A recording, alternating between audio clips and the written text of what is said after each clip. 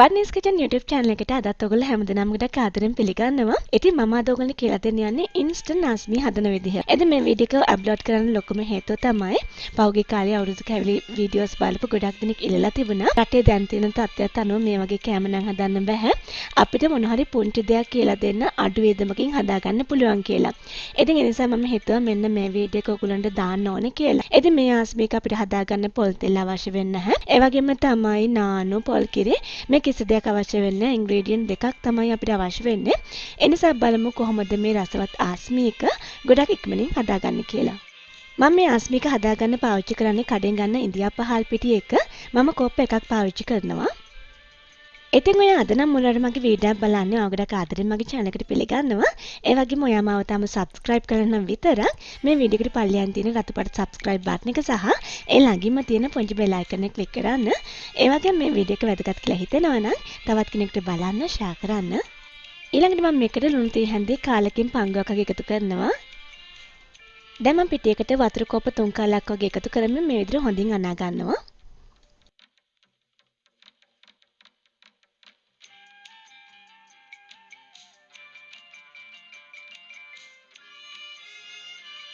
ඊළඟට මම මේ පිටි මිශ්‍රණය හොඳින් නීට් කරමින් විනාඩි 3-4ක් මේ විදිහට අනා ගන්නවා.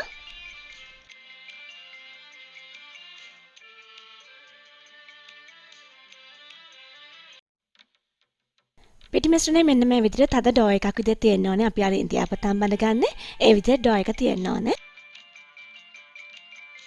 ඊළඟට අපි මේ ඩෝ එකෙන් ඉන්දියාප හදා ගන්න ඕනේ. ඒකට මම මුලින්ම ඉන්දියාප වංගෙඩියට මේ වගේ තෙල් ටිකක් ගා ගන්නවා.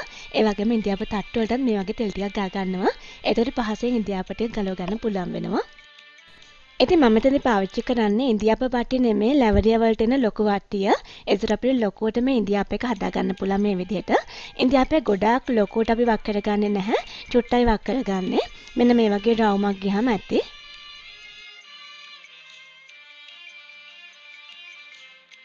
ඊළඟට අපි මේ ඉන්දියාප ටික හොඳින් ස්ටීම් කරගන්න ඕනේ. විනාඩි 2-3ක ගියද්දී අපේ ඉන්දියාප ටික දැන් හොඳින්ම තැඹිලා තියෙන්නේ. මම දැන් ලිපෙන් ඉවත් කර ගන්නවා ඉන්දියාප ටික. ඉතින් ඔයගොල්ලෝ දන්නවා අපි ආස්මි හදද්දී නම් අපි තෙලට තමයි මේ වගේ මිශ්‍රණයක් වක් කරන්නේ.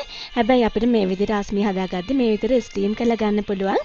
දෙවෙනි පාරේ බදිද්දී විතරයි තෙල් චුට්ටක් අවශ්‍ය වෙන්නේ. ඉතින් ඒ වගේම තමයි නානු පොල් කිරි මේ මොකොත් මේකට අපිට අවශ්‍ය වෙන්නේ නැහැ. හරිම පහසුවෙන් හදා ගන්න පුළුවන්. මේ විදිහට තඹගත්ත ඉන්දියාප ටික මම ඊළඟට හොඳින් වියලා ගන්නවා. ඉතින් මට අද අවුව නැති නිසා මම මේ ටික වේලගත්තේ oven එකේ සෙල්සියස් අංශක 100ට oven එක හීට් කරලා ඒ උෂ්ණත්වයම මේක විනාඩි 20ක් 30ක් වගේ රත් කරගත්තා.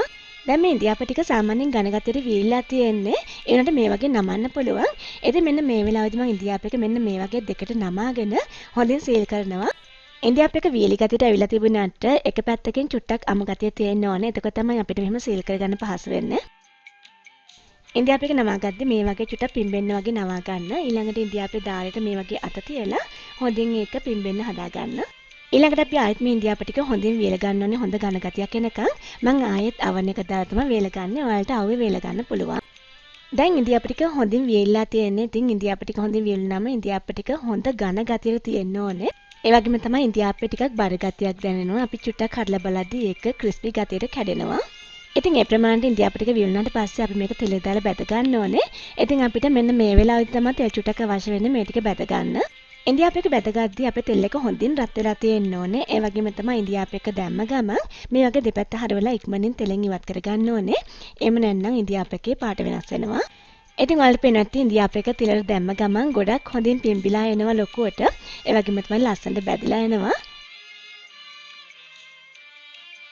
ඉතින් මෙතන මම මේ විදිහට හදාගත්ත ඉන්ස්ටන්ට් ආස්මි ටික සාමාන්‍යයෙන් මට පිටි කෝප එකෙන් ආස්මි 6ක් වගේ හදාගන්න පුළුවන් වුණා. හැබැයි දැන් තියෙන්නේ 4යි. මේක බැද්ද ගමන් පොඩි දෙන දෙකක් කෑවා. ඒ තරම් රසයි මේක. ඊළඟට මම ආස්මි එක දාගන්න පැණි එක හදාගන්න තමයි යන්නේ. ඒකට මම සීනි වතුර ඒ වගේම කලින් හදාගත්ත කළු පැණි එකතු කරලා හොඳින් රත් කරනවා. ඉතින් මේ කළු පැණි හදාගන්න වීඩියෝ එක මම කලින් ආස්මි වීඩියෝ එකේදී දාලා තියෙනවා. ඒකෙන් අරබන්න. ඉතින් වීඩියෝ එකට අදාළ සම්පූර්ණ රෙසිපි එක වීඩියෝ එකට පල්ලෙහාන් තියෙන ඉන්ෆෝ බොක්ස් එකේ මම දාන්නම්. එතනින් රෙසිපි එක ගන්න ඕගොල්ලෝ.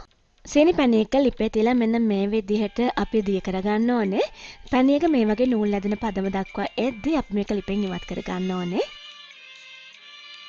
ඊළඟට මම ආස්මී ටිකට මෙන්න මේ විදිහට පැන් ටික දාගන්නවා. ඉතින් ඔයාලට පේන්නේ නැති පැන් ටික දැම්මම මිදිකන එන්නේ කියලා. මෙන්න මේ වගේ පදම තමයි අපි පැන් එක හැදෙන්න ඕනේ. ඉතින් ඔයාලට පේන්නේ නැති අපේ ඉන්ස්ටන්ට් ආස්මී ටික කොච්චර ලස්සන තියෙනවද කියලා. ඉතින් මේක හැමෝම දන්න ක්‍රමයක්. ඒකට හැඩය චුට්ටක් වෙනස් කරා. එතකොට මේක අවුරුදු කෑම මේසෙටුනත් ඔයගොල්ලෝ ලස්සන තියන්න පුළුවන්.